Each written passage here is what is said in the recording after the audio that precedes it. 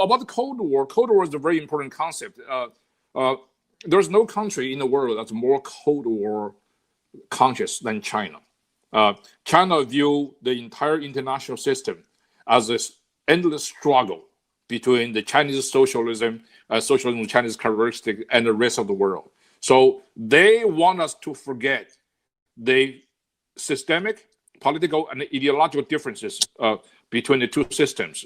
This is a Nixonian approach. It's called the 求同存异, seeking common ground while ignoring differences over there. This administration said, no, we're going to focus on both common ground as well as the differences. We can no longer ignore the differences there. So that's why Pompeo, O'Brien, and Christopher Wray, and Bill Barr, they all go out to talk about the real intention of communism, communist China. And so this is the Cold War. It's not us imposed upon them. China imposed upon us. So that's one thing.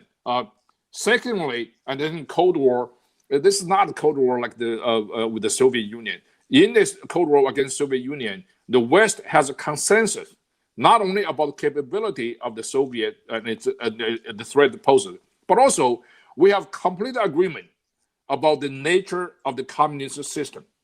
We deny the legitimacy of the government of the Soviet Union. So we have not reached that point yet because the consensus has not been 100% sure here in the West, but we are basically making this argument. I think our argument is winning, thankfully, mostly thanks to what Xi Jinping has been saying on a daily basis, because everything out of his mouth is basically communistic shibboleth, because he, after all, he did have a doctorate degree in scientific socialism. It's not a Cold War. It's a battle of values, and it requires what the late Gerald Siegel called constrainment, I think, rather than containment. We must make clear that we're not talking about things which are Sinophobic. We're talking about things which are Communist Party phobic. I think we do have to work together, all of us, and that's what I call multilateralism. Nobody ever got shot crossing the Berlin Wall from west to east, and nobody ever got arrested for trying to take a boat from Taiwan to the PRC. We know what people want because free people don't live in cages. Free people don't have to be prevented from leaving. And this is the choice in front of us. It is not a choice between China and the West. It is a choice between freedom and tyranny. I stand with the people of Hong Kong and with the people of China. Canada must do so as well, ideally as part of a broad multilateral coalition, if necessary, alone. First, we need to protect ourselves by combating foreign interference. Secondly, we need to stand up for our values and our interests. And thirdly, we need to build coalitions with like-minded countries in the process. A lot of the international narrative around this is kind of U.S. versus China. I agree with the framing that this is actually a question of what the government of China is doing versus their own people and versus the rest of the world. In Canada, in terms of our own political debates here, the reality is there is sometimes a partisan divide on these issues, and we in the opposition are challenging the government to do much better when it comes to combating foreign interference, standing up for our values on the world stage, and those related points.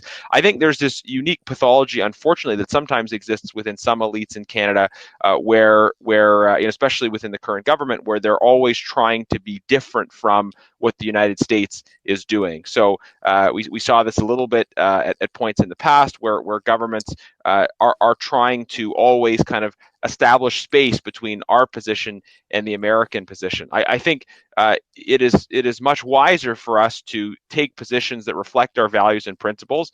If that leads to difference with the United States, so be it. If that leads to alignment with the United States, so be it as well. But our guiding star shouldn't be how do we be different from somebody else. It should be where do we stand. But I think you see this as for everyone to engage on them in terms of recognizing the conflicts that exist and pushing our government to stand up for principle and work with our allies as much as possible.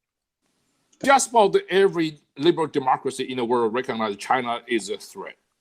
We have been urging our friends and allies all over the world to build an alliance of democracies to counter the China threat. So we have always been multilateral on this China thing. And it is unfortunately, many times our friends and allies were very reluctant. We spent most of our diplomatic efforts urging our friends and allies to join this alliance of democracy. So we're more multilateral than any other country in the world when facing the China challenge, which is global and existential. Many of us realize, and the very good thing is that in the last several months we see our friends and allies. Lord Patten mentioned Norway, Sweden, and Canada, and so all these countries come together to realize this is something that's really, really good. We're getting together to a very important multilateral alliance of some sort to deal with the China challenge collectively. So always keep in mind, multilateralism has some kind of a base that is value, and we have shared values. That's the foundation for multilateralism. We have countries like Austria, Japan, Australia, the UK, Canada, EU, NATO, and ASEAN, all those organization countries. We all share the same values. We always keep in mind, to echo what Lord Patten has just said, China has none that it can be trusted as a really true ally to share its value. North Korea is useless for the PRC for most part. Russia is playing hard to get a game with Beijing. So China is more isolated. So it's very ironic yesterday to hear Xi Jinping at the UN to talk about China being a champion of multilateralism.